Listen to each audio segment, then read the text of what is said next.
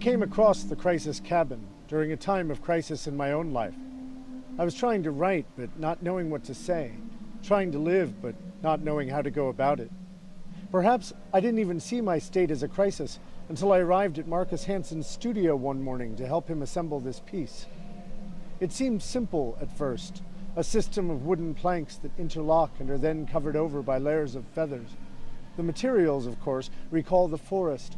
They are the supplies we are given by nature, and to attach them to one another is an almost basic employment of human ingenuity.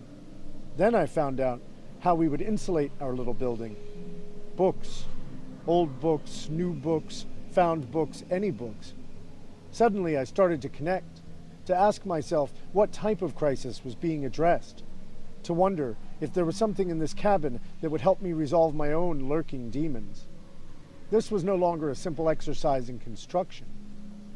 Markus's work regularly discusses the environment that surrounds him and questions the role he plays in that environment. But this piece hints at the construction of his internal environment as well.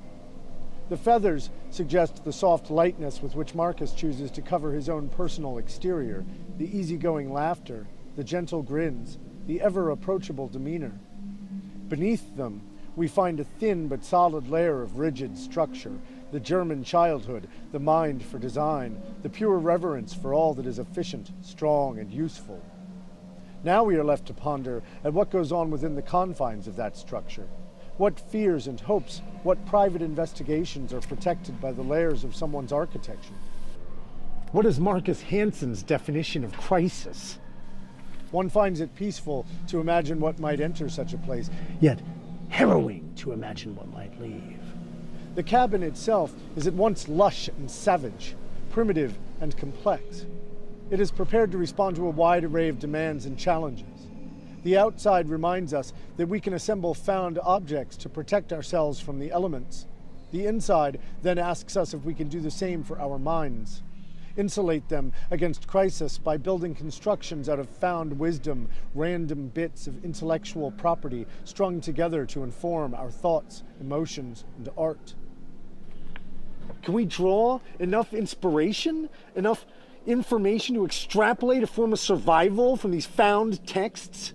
Markus's piece seems to suggest that it's possible, and in so doing, it asks each one of us to look deeply into the mirror. Why can't I do more with less? One might ask. What tools are present here that I myself cannot access? Nobody is free from this inquisition. We all share the same access to these materials. Feathers and books are both infinitely replenishable resources.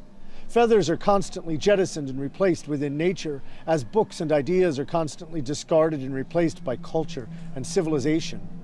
The true gatherer is equipped to survive in both the primitive and the sophisticated environments.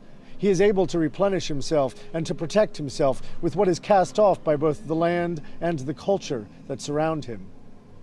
As I thought of all this on a rainy street corner in Bratislava, I was liberated from a long-standing mental block.